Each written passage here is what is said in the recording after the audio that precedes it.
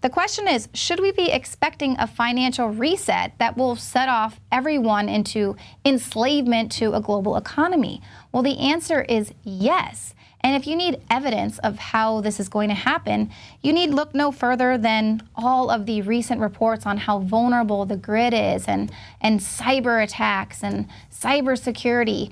The globalists love to let you know about their New World Order plans before they happen. So here we have Obama just last week showing off the government's cybersecurity framework and offering the best practices guide for banking, defense, utilities, and other industries to help protect themselves against attacks by hackers. Now, the Wall Street Journal reports that the supposed Iranian hack of the Navy's largest unclassified computer network was more serious than originally reported. They say U.S. defense officials were taken aback by the skill of the Iranian hackers who were allegedly able to gain access to the network through a security weakness.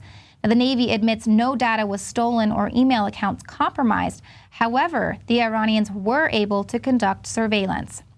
Now, if the intrusion is in fact true, it may be viewed as a response to the Stuxnet virus, which was developed jointly by the United States and Israel, and that was a computer virus inserted into the network at a nuclear facility in Iran.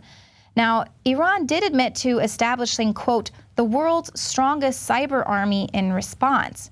In January of 2013, U.S. government officials claimed that Iran attacked U.S. bank networks in retaliation for economic sanctions imposed on the country. And according to a former official in the State and Commerce Departments, there is no doubt within the U.S. government that Iran is behind these attacks. So it sounds to me like Iran will be taking the fall for any coming globalist-backed cyber attacks. But the U.S. has publicly disclosed that it has created 13 teams of covert hackers to carry out cyber attacks against other countries. And the chief of the NSA said the teams are offensive in nature and will defend the country against cyber attacks. So we already know who is the most skilled in this cyber attack, cybersecurity game. It's the U.S.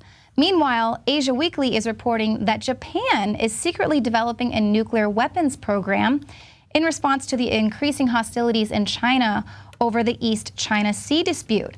Now, according to the report, Japan has recently demanded that the U.S. return 300 kilograms of plutonium, noting that Mitsubishi, Hitachi, and Toshiba all possess expertise in the area of nuclear energy, and along with 200 other small companies, they could all be called upon to kickstart a nuclear weapons program. Japan already has 40 tons of plutonium in its possession.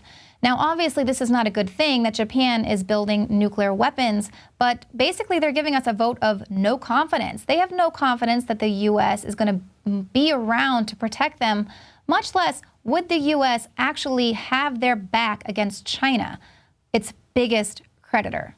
I don't think so. So here we have a case of Japan looking out for their best interests.